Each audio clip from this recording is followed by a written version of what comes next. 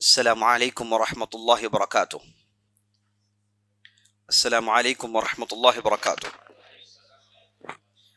ان الحمد للہ نحمده ونستعینه ونستغفره ونعوذ باللہ من شرور انفسنا ومن سیئات اعمالنا من يهده الله فلا مضل له ومن يضلل فلا هادي له واشهد ان لا اله الا الله وحده لا شريك له واشهد ان محمدا عبده ورسوله.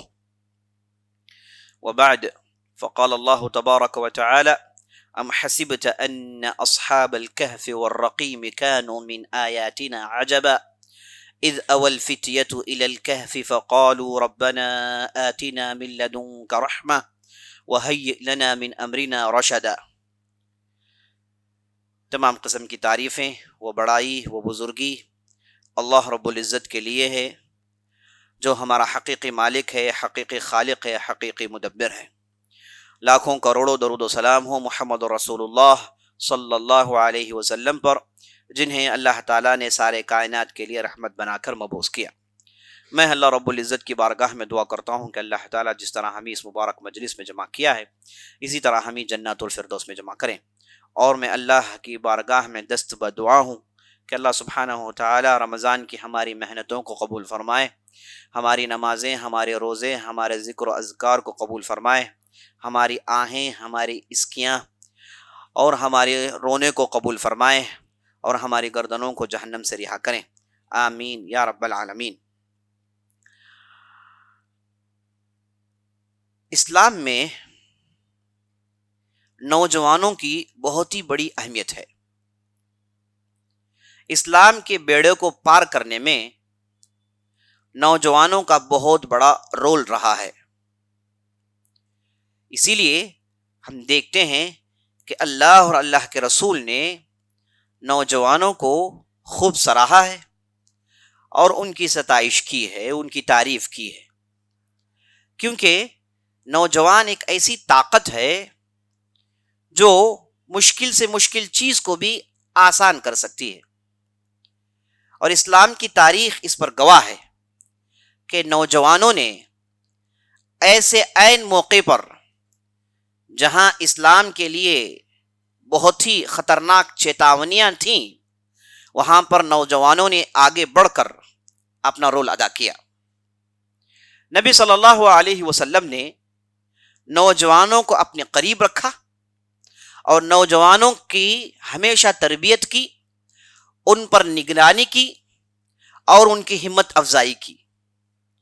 نوجوان یہ لفظ خود اپنے اندر بہت ساری پھرتی اور چستی رکھا ہوا ہے. نوجوان یعنی ایسا جوان، ایسی طاقت جو اس کے اندر ہمیشہ تیار رہتی ہے، ہمیشہ نئی رہتی ہے. اور عربی میں بھی نوجوان کے لیے جو لفظ استعمال ہوتا ہے وہ ہے شباب. یہ لفظ شب یشب سے بنا ہوا ہے. شب یشب کا معنی آگ لگانا. تو نوجوان وہ ہوتا ہے جو اپنے اندر آگ لگانے کی صلاحیت، اپنے اندر تبدیلی لانے کی صلاحیت رکھتا ہے. تو نوجوان ایک تلوار کی طرح ہیں، اگر انہیں ٹھیک سے استعمال نہ کیا جائے تو یہ خود اپنے آپ کو نقصان کر لیتے ہیں. تو نوجوانوں کے لیے ضروری ہے کہ وہ بڑوں کی نگرانی میں رہیں، عمر رسیدہ تجربے کار لوگوں کی رقابت میں رہیں، تاکہ وہ اپنی ہمت کو صحیح ڈھنگ سے استعمال کرے، اپنی طاقت اور اپنی چستی اور اپنی پھرتی کا صحیح استعمال کرے. نبی صلی اللہ علیہ وسلم کے پاس دو نوجوان آئے. آ کر انہوں نے کہا یا رسول اللہ، مال غنیمت میں سے ہمیں بھی کچھ دیں. تو نبی صلی اللہ علیہ وسلم نے انہیں اوپر اور نیچے دیکھا، بھرپور انداز سے دیکھا، اور پھر نبی صلی اللہ علیہ وسلم نے کہا کہ تم تو اچھے ہٹے کٹے نوجوان ہو، تمہیں مانگنے کی کیا ضرورت، میں تمہیں مال غنیمت میں سے کچھ بھی نہیں دینے والا ہوں. جاؤ، جا کر محنت کرو، کماؤ، اللہ تمہاری محنت میں برکت ڈالے. تو نبی صلی اللہ علیہ وسلم نے انہیں مانگنے پر نہیں دیا، یہ نہیں کہا کہ لے لو خوش رہو، ہم نے سب کو دیا تو تمہیں بھی دیا. نبی صلی اللہ علیہ وسلم نے چاہا کہ ان کی پراپر تربیت ہو. یہ مانگ کر لے کر عادت ڈال لینا، دوسروں کے پاس ہاتھ پھیلا کے مانگنا, کبھی قرض مانگنا, کبھی بھیک مانگنا, یہ نوجوانوں کے لیے زیبا نہیں دیتی اور شریعت اسے مانتی نہیں ہے.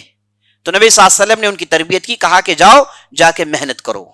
ایک مرتبہ عمر بن خطاب رضی اللہ عنہ مسجد میں داخل ہوئے تو ایک نوجوان کو بڑی عبادت کرتے ہوئے دیکھا تو بڑے خوش ہوئے, پھر گئے, پھر ظہر کے بعد آئے تو دیکھا کہ وہ نوجوان نہیں بیٹھا ہوا ہے, اور دوسرے دن بھی بالکل وہ نوجوان وہیں بیٹھا ہوا تھا. تو عمر بن خطاب رضی اللہ عنہ نے اس نوجوان سے پوچھا کہ تم کرتے کیا ہو؟ تو اس نوجوان نے کہا کہ اے امیر المؤمنین, میں پورا عبادت کے لیے ڈیڈیکیٹڈ ہوں, میں صرف عبادت کرتا ہوں. پوچھا کہ کون کھلاتے ہیں, کیسے کھاتے ہو؟ تو اس نوجوان نے کہا کہ ایک میرا بھائی ہے جو بازاروں میں محنت کرتا ہے, وہ کماتا ہے اور وہ مجھ پر خرچ کرتا ہے. تو عمر بن خطاب نے کہا کہ وہ تم سے بہتر ہے, کہا کہ وہ تم سے بہتر ہے کہ وہ بازاروں میں جاتا ہے, محنت بھی کرتا ہے, عبادت بھی کرتا ہے, کماتا بھی ہے, اور ایک تم ہو کہ مسجد میں بیٹھے ہوئے ہو عبادت کرنے کے لیے. اسلام کی تعلیمات یہ نہیں ہے. اسلام کی تعلیمات یہ ہیں کہ تم عبادت بھی کرو اور دنیا کی ضروریات کو بھی پورا کرو. صرف عبادت کے لیے ڈیڈیکیٹ ہونا یہ تو ہر آدمی کر سکتا ہے, اس میں کوئی بڑی چیلنج کی بات نہیں.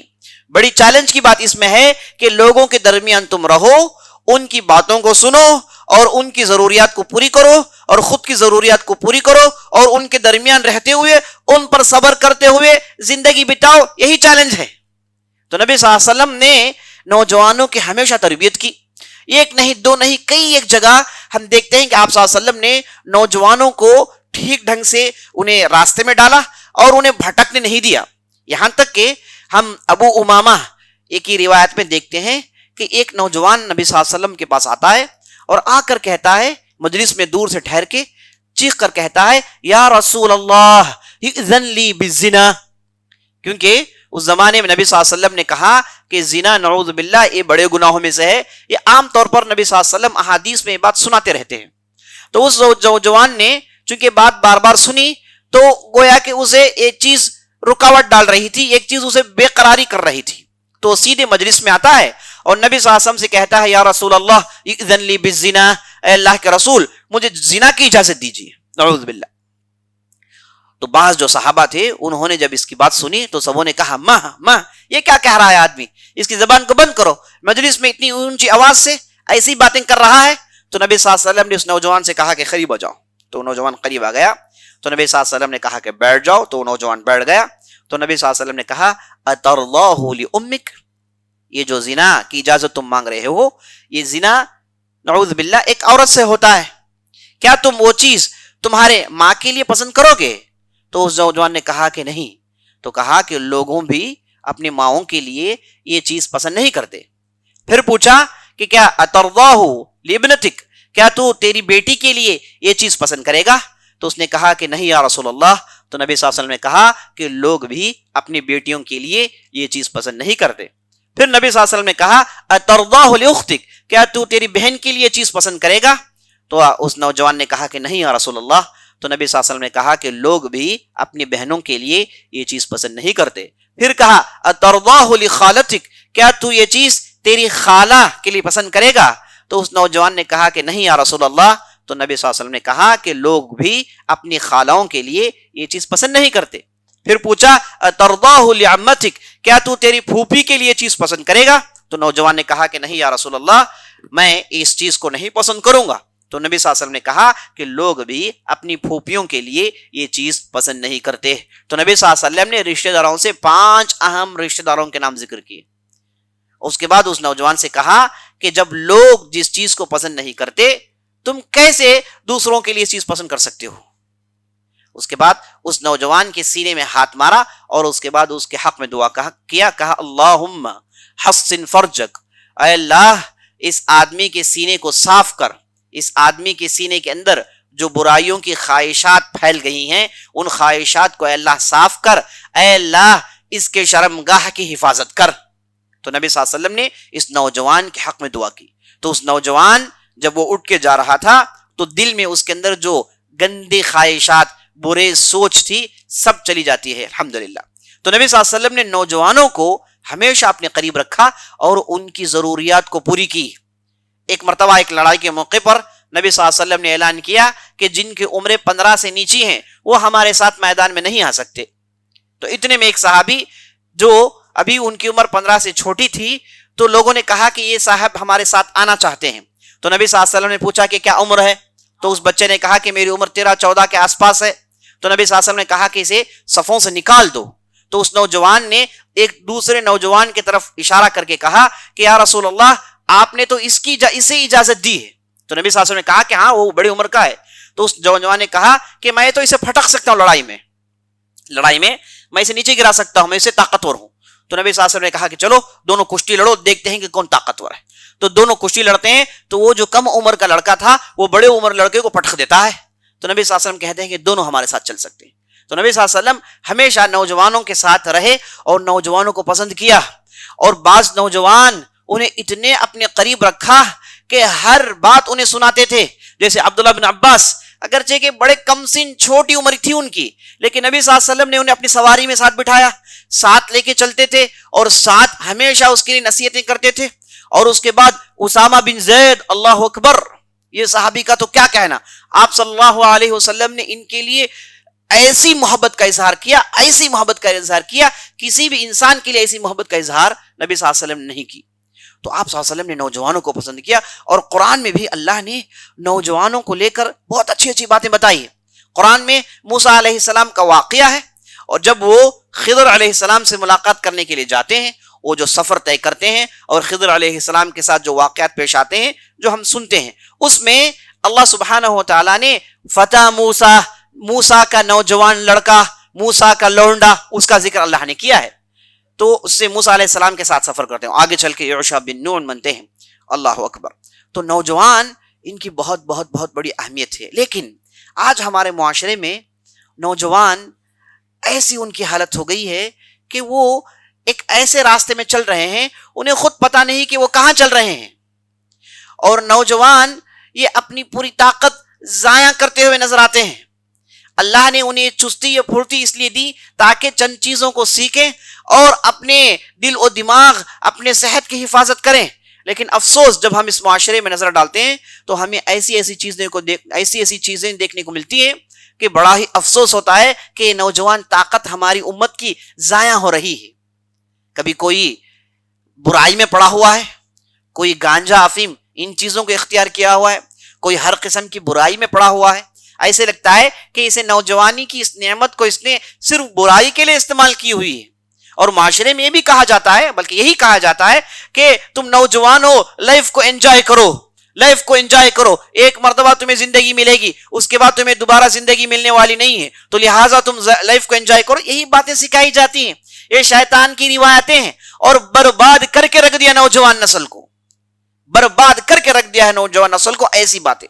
تو اللہ حفاظت فرمائے. تو آج آپ کے سامنے میں اسی قسم کے ایک نوجوان کی زندگی پیش کرنے والا ہوں, اگرچہ کہ وہ نوجوان گمنام ہے, نوجوان کا نام نہیں معلوم, پتہ نہیں معلوم, اس کی عمر کا پتہ نہیں, لیکن اس نے اتنا بڑا کارنامہ انجام دیا کہ قرآن کے اندر اس کا ذکر ہے. یہ واقعہ مسلم کی روایت ہے, جس میں صہیب راوی ہیں, وہ ارشاد فرماتے ہیں کہ نبی صلی اللہ علیہ وسلم نے ہمیں ایک قصہ سنایا. آپ صلی اللہ علیہ وسلم بہت سارے قصے سناتے تھے, خاص طور پر بنی اسرائیل کے قصے بہت سناتے تھے.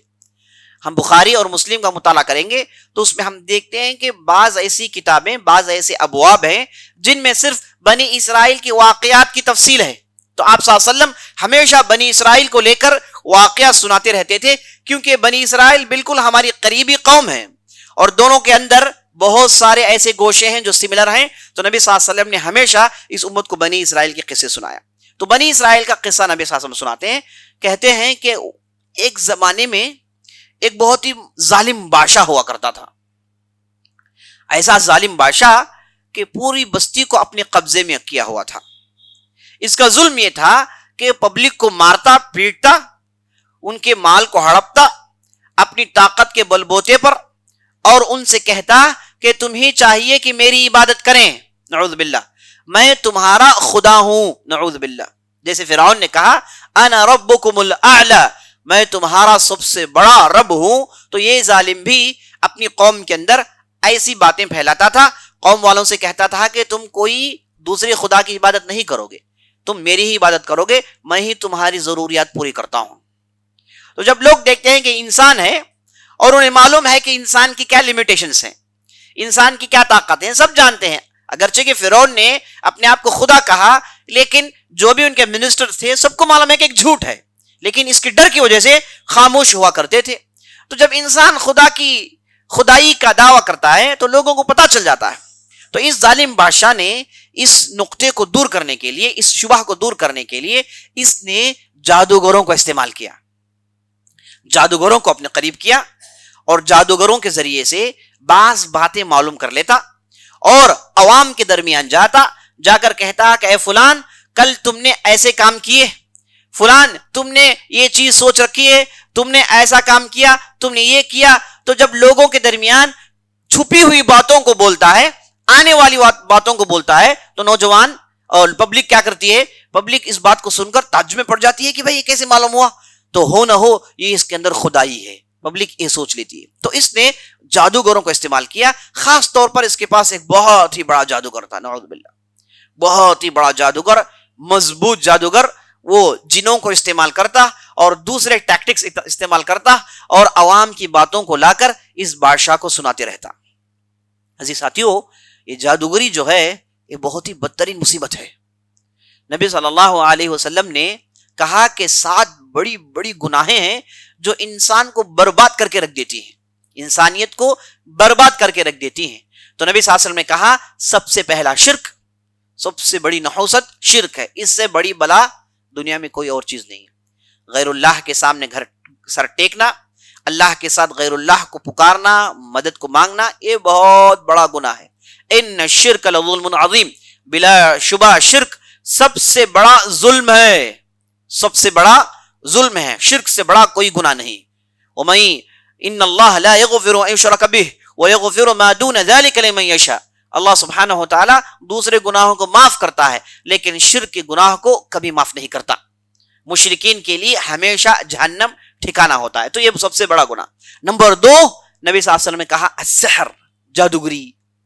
سحر حقیقت میں یہ لفظ سحر یسحر، سحرن سے نکلا ہے۔ سحر کہتے ہیں رات کے آخری حصے کو، صبح ہونے سے پہلے جو پہر ہوتا ہے، اس پہر کو سحر کہتے ہیں۔ اسی لیے ہم سحری کہتے ہیں، سحری کھانا، کیونکہ اس وقت اٹھ کے کھاتے ہیں تو اسے سحور یا پھر تسحر کہا جاتا ہے۔ تو اصل میں یہ وقت سے جڑی ہوئی چیز ہے، اس وقت میں جب آدمی کھاتا ہے تو اسے سحری کہتے ہیں۔ تو اس لیے جادوگری کو سحر عربی میں کہا گیا کہ عام طور پر جادوگر اسی موقع کی تلاش میں رہتے، اس موقع پر رات انتہائی کالی ہو جاتی ہے اور جب چاند نہ ہو تو انتہائی کالی رات میں یہ اپنی حرکتیں کرتے ہیں، یہ اپنے منتر پڑھتے ہیں اور شیطان کو پکارتے ہیں، بعض ظالم جنوں کو پکارتے ہیں، ان کے نام بلاتے ہیں۔ تو وہ کھنڈیروں میں، جھیلوں میں، جہاں پر انسان کا چلن نہ ہو، ایسی جگہیں، ایسی جو ہے چیزیں آتی ہیں، ایسے جن آتے ہیں۔ تو اس کے بعد وہ اتفاق کرتا ہے کہ میں تمہیں بس چند چیزوں کو دوں گا، تم مجھے چند چیز دینا۔ اس طریقے سے وہ جنوں کو اپنے قبضے میں لانے کی کوشش کرتا ہے اور جنوں کے ذریعے سے وہ بہت سارے کام کرتا ہے۔ اگرچہ کہ یہ کرنے والا جو جادوگر ہے اسے بہت ساری محنت کرنی پڑتی ہے، آسان چیز نہیں، بہت ساری، یعنی اتنی بے حیائی، اتنی گندگی اسے کرنی پڑتی ہے کہ ہم بیان نہیں کر سکتے۔ وہ پہلے تو شرک میں ڈوبا ہوا ہوتا ہے، باقاعدہ وہ شیطان کی عبادت کرتا ہے اور شیطان جو اسے مانگتا ہے یہ اسے کرتا ہے، نعوذ باللہ۔ اور خاص طور پر اسلام کی تعلیمات کی توہین، نماز کی توہین، اللہ کی کتاب کی توہین، یہ جب آدمی ایسی برائی میں ملوث ہوتا ہے، انتہائی گندا ہو جاتا ہے، تو شیطان کے قریب ہو جاتا ہے۔ تو نعوذ باللہ ایسے ایسے واقعات ہیں جو ہم بیان نہیں کر سکتے جادوگری اور جادوگروں کو لے کر۔ تو جادوگر جو ہوتا ہے، یہ جو جادوگری جو ہوتی ہے، اس میں باقاعدہ شیطان کی عبادت ہوتی ہے، نعوذ باللہ۔ جادوگری کرنا حالانکہ کوئی آسان چیز نہیں، لیکن آج ہمارے معاشرے میں مشائخوں کا غول ہے، ہر ایرا غیرہ اپنے آپ کو مشائخ کہتا ہے۔ پہلے تو یہ چیز حرام ہے، پہلے تو چیز یہ گندی ہے، اب اس میں بھی دھوکے دینے والے ہیں، اس میں بھی فیک جادوگر ہیں۔ انہیں جادوگری تو آتی نہیں، لیکن لوگوں کے درمیان انہیں بعض چیزیں پڑھنے آ جاتی ہیں، بعض منتر پڑھ لیتے ہیں اور لوگوں کو ٹھکاتے پھرتے ہیں۔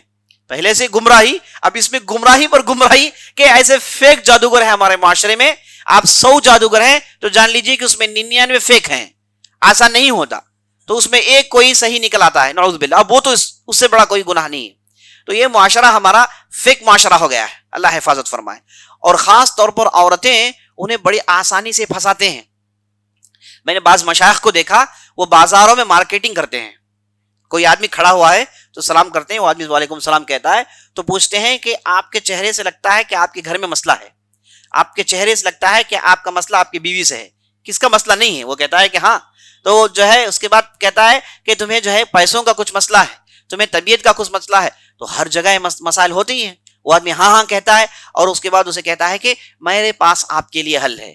کیا حل بھائی؟ حل یہ ہے کہ آپ فلاں وقت ہمارے حلقے میں آنا پڑے گا، ہماری مجلس جمع ہوتی ہے، اس مجلس میں آپ آ جائیں.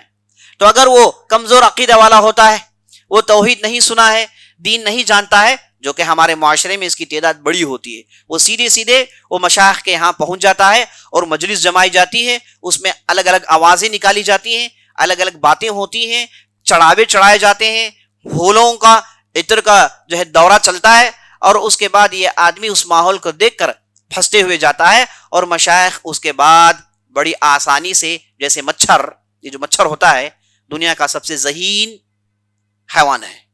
یہ جو مچھر ہے اس سے بڑا ذہین کوئی حیوان دنیا میں نہیں ہے نا. یہ جو چباتا ہے خون چوسنے کے لیے، اس میں 6 کانٹے ہوتے ہیں. اس میں ایک کانٹے سے تھوکتا ہے اور ایک کانٹے سے چوستا ہے، اور ایک کانٹے سے اس علاقے کو سن کرتا ہے. اتنا سب کچھ کرتا ہے صرف 1-2 سیکنڈ میں. وہ جب بیٹھتا ہے، بیٹھنے کے ساتھ پہلے تھوکتا ہے، وہ جب اڑ جاتا ہے تو آپ کو اسے کھجلی ہوتی کھجاتے ہیں. اگر آپ سوئی بھی چھپائیں نا اتنا جلن نہیں ہوگا، لیکن اس کے کاٹنے پر اتنا جلن کیوں ہوتا ہے؟ کیونکہ وہ ایسڈ تھوکتا ہے. وہ ایسڈ اس لیے تھوکتا ہے کیونکہ وہاں بلڈ کلاٹ نہ ہو جائیں. بلڈ کلاٹ ہو تو صاحب کو خون نہیں پی سکتے، تو اس لیے وہ ادھر تھوک کے بلڈ کلاٹ کو جو ہے ہٹاتا ہے اور فری فلو کر دیتا ہے خون کا. اس کے بعد بہت دیر تک چوستے رہتا ہے. اب جب آپ کو اثر اس وقت ہوتا ہے بلڈ کلاٹنگ شروع ہو جائے تو آپ کھجاتے ہیں، تو وہ صاحب پی کے اڑ گئے، ہے نا. تو یہ پہلے بیٹھ کے پورا سچویشن ریڈی کرتا ہے وہ، اور اس کے بعد آپ کے کانوں سے گھومتا ہے، آپ کے سامنے سے گھومتا ہے، اور ایسی جگہ بیٹھتا ہے جہاں آپ کی نظر نہ پڑے. اس لیے سائنسدان کہتے ہیں کہ انسانیت کا سب سے بڑا قاتل یہ مچھر ہے. اتنے انسانوں کو اس نے مارا ہے، کسی مخلوق نے نہیں مارا ہے، اتنا بڑا قاتل ہے. اچھا ٹھیک ہے، مچھر کی بات اس لیے کی، یہ جو جادوگر ہیں یہ بالکل ایسے ہی آدمی آنے کے بعد اس کے دیکھ کر اس کے سینے میں بیٹھ جاتے ہیں. اب اس کے بعد اسے نتھارتے رہتے ہیں، ماہانہ اتنا دو، سالانہ اتنا دو. اس کے شکنجے سے اسے بچنا مشکل نہیں ہوتا. پورا اسے کنگال کر کے جب معلوم ہوا مشائخوں کے صاحب کے پاس کچھ نہیں ہے تو اس کے بعد کہتے ہیں کہ آپ کو کچھ مسئلہ ہی نہیں ہے، آپ جائیے، اب اچھے ہیں، یا پھر اسے دھتکار کے نکال دیتے ہیں. تو پیسوں کے لیے کمرشل ایکٹیویٹیز ہمارے معاشرے میں ایسے بھی ہیں، بہت سارے ایسے چلتے ہیں. تو یہ جو جادوگر ہوتے ہیں یہ نعوذ باللہ اللہ کی نظر میں سب سے منحوس ہوتے ہیں. اسی لیے نبی صلی اللہ علیہ وسلم نے کہا کہ جادوگر کا حکم اسے قتل کرنا ہے، السیف. اور علی بن ابی طالب کے زمانے میں اس پر خوب عمل ہوا. جہاں کہیں بھی جادوگر پھنسا اسے سیدھے لائے، اسے توبہ کرنے کو کہا. اگر اس نے توبہ نہیں کیا تو اس کے سر کو قلم کر دیا گیا، کیونکہ جادوگر کے مرنے سے کئی لوگوں کی پریشانیاں میں حل پیدا ہوتی ہیں. تو نعوذ باللہ یہ جو جادوگری ہے یہ بدترین چیز ہے. نبی صلی اللہ علیہ وسلم نے یہاں تک کہہ دیا من اتا کاہنا او عرافا فصدق بما يقول فقد كفر بما انزل على محمد. اگر کوئی کاہن کے پاس آئے اور اگر کوئی نجومی کے پاس آئے، یہ سب جادوگری کے اقسام ہیں. بعض آپ کی ہتھیلی دیکھ کر کہتے ہیں کہ آپ کی ہتھیلی کے جو لائنز ہیں یہ لائنز اس طرف چلے گئے ہیں، یہ لائنز اس طرف چلے گئے ہیں، ایسا چلے جائے تو آپ کے ساتھ یہ ہونے والا ہے، ایسا چلے جائے تو آپ کے ساتھ یہ ہونے والا ہے. اب آپ کے لیے کرنا کیا ہے؟ اس کے بعد وہ سولوشنز دکھاتے ہیں، اس میں ان کی جو کمرشل ضروریات بھی پوری کرنی پڑتی ہے، تب جا کے یہ لائنز درست ہوں گے، ہے نا. اب اس کے بعد بعض ہوتے ہیں جو نجوم کو دیکھتے ہیں، کہتے ہیں کہ آپ کے اعمال یہ ستاروں سے جڑے ہوئے ہیں، فلاں وقت فلاں ستارہ نکلے تو فلاں فلاں لوگوں کو تکلیف ہوگی، ہے نا. بندوں کے اعمال کو ستاروں سے جوڑتے ہیں، کہتے ہیں کہ پورے اعمال ستاروں سے جڑے ہوئے ہیں. اللہ اکبر. یہ اتنا بڑا کمرشل فیلڈ ہے کہ ٹی وی چینلز ہیں، اس کے لیے مستقل ٹی وی چینلز ہیں، اور ٹی وی چینل میں باقاعدہ اگر آپ اپنا نام وغیرہ بھیجیں گے تو وہاں پر ایک ظالم بیٹھا ہوا ہوتا ہے، وہ نام آپ کا سن کے اب ٹی وی چینل میں آپ کے لیے انگوٹیاں ڈیزائن کرے گا کہ آپ فلاں پتھر پہنے اور فلاں انگوٹی میں فلاں چیز رکھیں تو آپ کا کنیکشن ٹھیک رہے گا. آپ جو ہے سیدھے ستاروں سے اچھے اچھے کلیکشنز کر سکتے ہیں. آپ کو فلاں پتھر پہننا ہے، فلاں پتھر پہننا ہے. یہ بڑا کمرشل بہت بڑا سیکٹر ہے، کروڑا پیسے اس میں کھا پائے جاتے ہیں. اور خاص طور پر ہندوؤں کے درمیان یہ چیز بہت زیادہ پائی جاتی ہے. ان کے اعتقادات ایسے اعتقادات ہیں کہ یہ انہیں لے کے جا کے جھنگوروں کا پیش کیا جائے تو جھنگر بھی کہیں گے کہ یہ ایمان ہم قبول نہیں کرتے. یہ کیسا ایمان ہے؟ تم نے تو ہر چیز میں اپنا ایمان اٹکا ہوا ہے. جھنگوروں سے کہیں گے کہ بھئی آپ اس کو قبول کر لو، اس کے ایمان والے بن جاؤ، تو وہ کہیں گے کہ یہ ہم نہیں مانتے، اس کے اندر بہت دشواریاں ہیں. یہ مسائل ہیں. تو بہرحال جادوگری ایک انتہائی نحوست والی چیز ہے، نعوذ باللہ. اور کئی لوگوں کے پریشانی اور کئی لوگوں کو شک ہوتا ہے کہ اسے کیسے بچا جائے. اسے بچنے کے لیے آسان بہت ہے، آسان طریقہ ہے. آپ فجر کی نماز پابندی سے پڑھیے، نمازیں پابندی سے پڑھیے، صبح اور شام کے ذکر و اذکار کا ورد کرتے رہیے. آیت الکرسی، معوذتین، سورۃ الاخلاص، اسے آدمی پڑھتا رہے گا تو کوئی بلا کوئی مصیبت اس کے قریب نہیں آتی. الحمدللہ، یہ اللہ کا بہت بڑا احسان ہے. تو ہماری بات نکلی کہ 7 بڑے گناہوں میں سے دوسرا گناہ یہ جادوگری ہے. اور نمبر 3 میں آتا ہے قتل کرنا ناحق، اور نمبر 4 میں آتا ہے سود کا کھانا، اور نمبر 5 میں آتا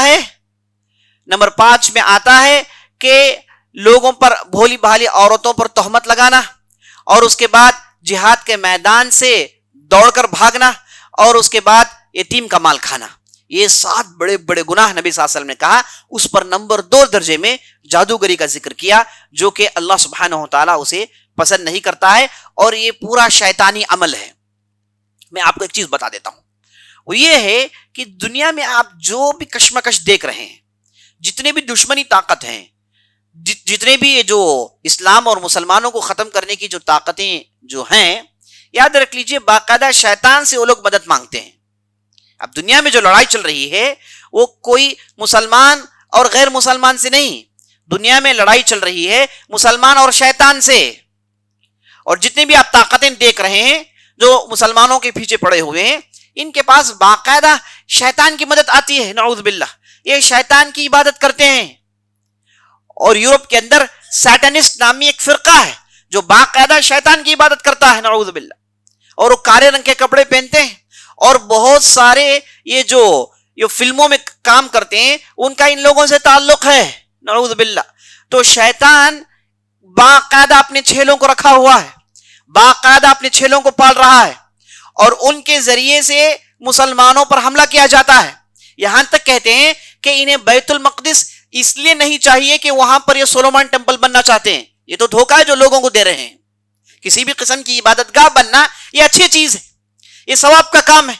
تو یہ لوگ کیوں مسلمانوں کی مسجد کو توڑ کر وہاں پر اپنا سولومان ٹیمپل بنانا چاہیں گے؟ یہ لوگ یہ تھوڑی عبادت کرتے ہیں، یہ تھوڑی دیندار ہیں، ان کے پاس تھوڑی دین کی اہمیت ہے، تھوڑی اللہ کا ڈر ہے، لیکن یہ کیوں چاہتے ہیں کہ یہاں پر یہ مسجد کو ڈھایا جائے؟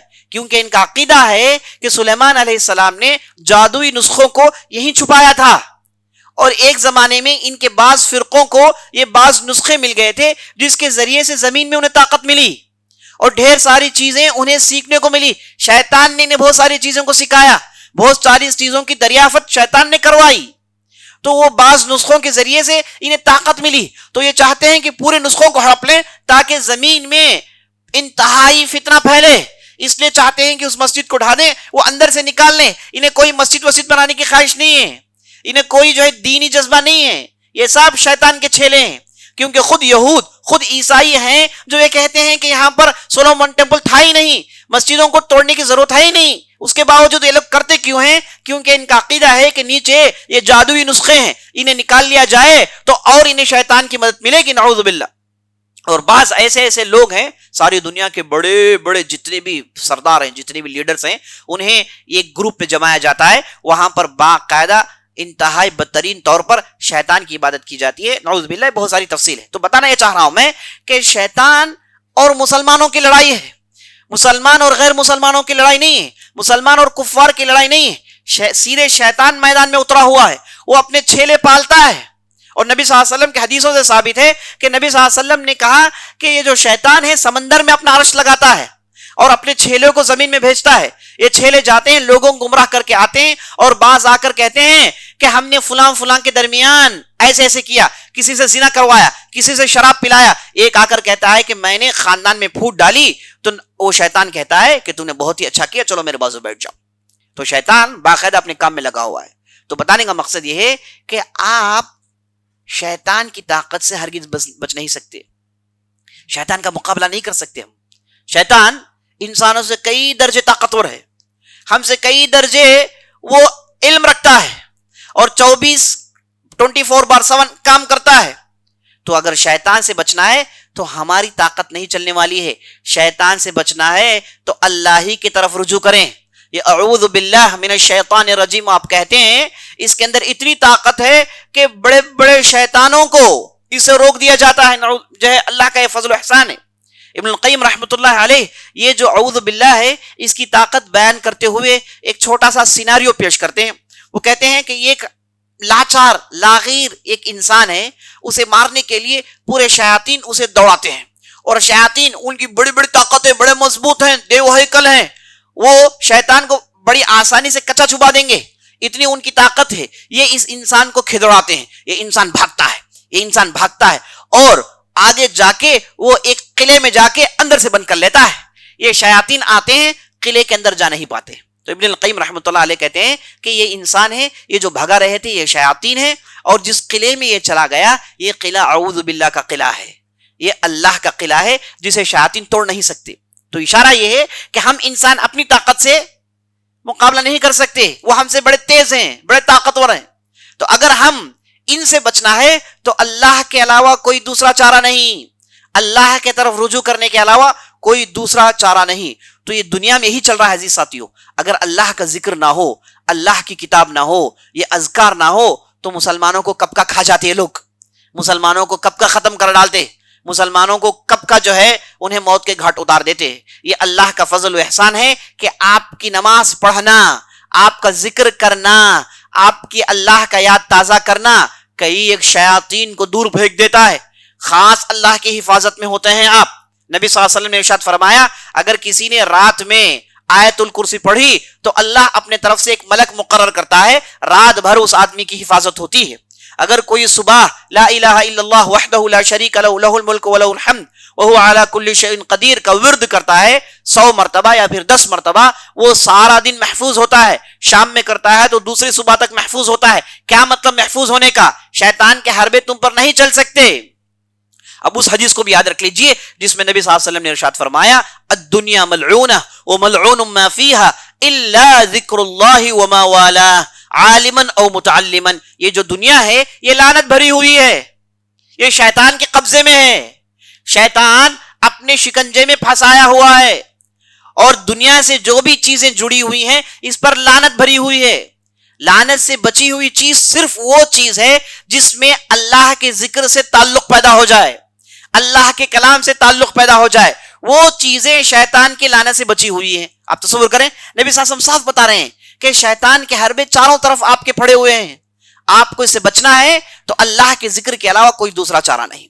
تو عزیز ساتھیوں, یہ دنیا میں اصل میں شیطان اور مسلمانوں کی لڑائی چل رہی ہے.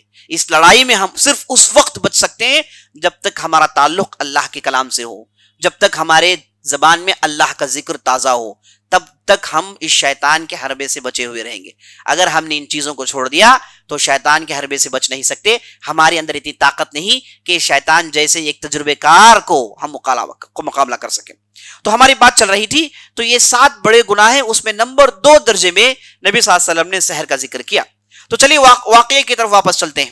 اس واقعے میں ہوتا یہ ہے کہ اس ظالم بادشاہ نے جادوگروں کو استعمال کیا. اس کے پاس ایک بہت ہی بڑا جادوگر تھا, اور یہ جادوگر بادشاہ کی بادشاہت کی حفاظت کر رہا تھا. تو وہ نسخے دیتا اور بادشاہ لوگوں کے درمیان جاتا اور لوگوں سے کہتا کہ دیکھو میں ایسی چیزیں جانتا ہوں. تو لوگ سبوں نے اسے خدا مان لیا. تو ہوا یہ کہ یہ جادوگر ایک مدت کے بعد بوڑھا ہو جاتا ہے. یہ جاتا ہے جا کے بادشاہ سے کہتا ہے کہ بادشاہ مجھے ایک ایسے نوجوان کو دو, اعطنی ولدن لقینن, ایسے نوجوان فطنن, ایسے نوجوان کو دو جو جلدی سیکھے اور ہوشیار ہو, میں اسے میرا علم سکھا دیتا ہوں, کیونکہ میں بوڑھا ہو رہا ہوں, ہو سکتا ہے کہ میں چند دنوں میں چلے جاؤں تو تمہاری بادشاہت کے لیے دقت ہو جائے گی. تو ایک نوجوان دو, میں اسے جادوگری سکھا دیتا ہوں. یہ جادوگر دیکھیے بڑا ہی تعجب ہے, اس کے اندر اتنا اخلاص دیکھیے کہ یہ جانے کے باوجود چاہتا ہے کہ بادشاہت کی بادشاہت باقی رہے. حالانکہ اسے کرنا یہ چاہیے تھا کہ مر جائیں اور بادشاہت ختم ہو، ہم سے اسے لینا دینا کیا ہے. لیکن اس میں بات معلوم ہوئی کہ بعض جو غلط حرکتیں کرتے ہیں، بعض جو گمراہ میں ہوتے ہیں، ان کے اندر ان کی گمراہی کو لے کر بڑی سنسیئرٹی ہوتی ہے، گمراہی کو لے کر بڑے ہی سنسیئر ہوتے ہیں، گمراہی بھی بہت ہی پیٹرن سے فارمولے کے ساتھ پھیلانا چاہتے ہیں. ایسے بھی لوگ دنیا میں موجود ہیں، اللہ حفاظت فرمائے. تو یہ جادوگر نے کہا کہ مجھے نوجوان دے دو. تو بادشاہ نے لوگوں کے درمیان چیک کیا تو اسے ایک زبردست نوجوان ملا جو غریب خاندان کا تھا اور بڑا ہوشیار اور ذہین تھا. تو بادشاہ نے کہا جادوگر کو، یہ لو نوجوان، اسے تمہارا پورا علم سکھا دینا. تو جادوگر اس نوجوان کو لے کر جاتا ہے اور روزانہ اسے کہتا ہے کہ وقت مقرر پر تم میرے پاس پہنچنا، میں تمہیں روزانہ سکھاؤں گا. تو وہ سلسلہ شروع ہوتا ہے.